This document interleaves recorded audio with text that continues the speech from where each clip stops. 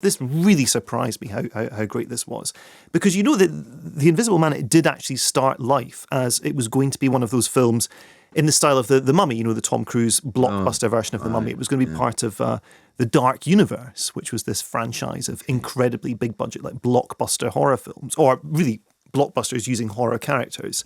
And Johnny Depp was going to play the Invisible Man himself, the Claude Rains, or the character played by Claude Rains in the James Whale version back in the 30s.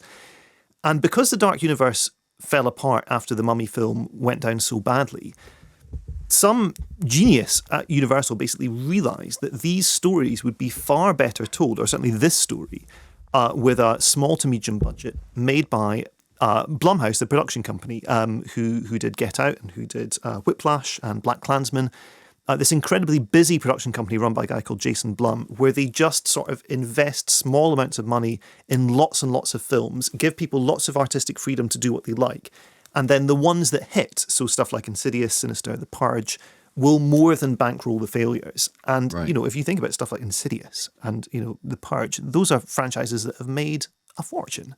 So they can afford to take a bit of a swing on The Invisible Man and make it, in her words, a small, weird, complicated drama.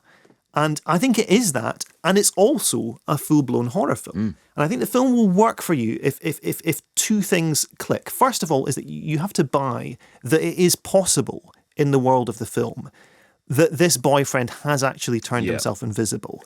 There is this fantastically sustained ambiguity through much more of the film than I expected as to the specific nature of what is going on. Definitely. It actually manages to strain it out pretty much to the very end, which I found very, very gripping. But you have to always be able to entertain the possibility that, yes, this guy is a brilliant enough scientist. He's a Silicon Valley whiz. He's an expert in the field of optics, we're told very early on. Yeah. So you have to buy the fact that he could somehow actually be invisible, this guy.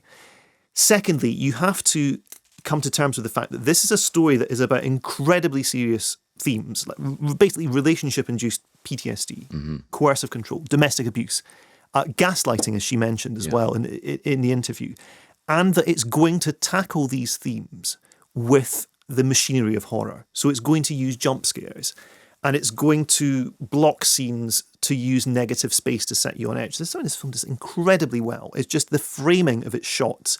It will suggest a presence in a room purely through camera positioning and through the blocking of the character. So at the end of some of the scenes, you'll know the technical terms for all of this, but for layman's like me, basically the end of some of the scenes, the camera will just slowly move off to the left where there's no people. And you're immediately on and it. this is all it's all working on a subconscious level, because we know, having been trained through watching films and television, that when the camera moves, it's moving to look at someone. Okay, and then the camera moves and there's no one there, but we still feel we must be seeing something. So it very cleverly takes Cecelia's paranoia and sticks it into the fabric of the film. Now, I accept that there will be audiences for whom, when the stakes kind of go a little bit crazy towards the end and we get into slightly more conventional horror territory, that it's sacrificed its right to talk about serious things. That didn't happen for me, because I felt it addressed it very, very soberly, even if it's using these techniques. It's absolutely vital as well to flag the term gaslighting that Elizabeth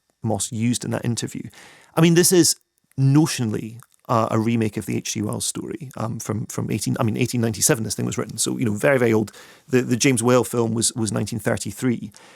Gaslight was a play that was by Patrick Hamilton that was first staged in 1938, and it was subsequently adapted twice for the cinema, once by Thorold Dickinson and once by George Cukor. And in that story, it's about a husband who basically makes a wife doubt her own perception of reality by drip feeding her false information about the world around her, the nature of the house, what's going on, and he does it in order so he can get away with a crime, because she will doubt her own perception of reality. That's what this film is invoking very, very cleverly. It's kind of getting to, if you don't know Gaslight, this is a great film to explain exactly where the term gaslighting came from. I think this is just far more successful than I ever expected it to be. I was really, really taken with it. Very, very scary.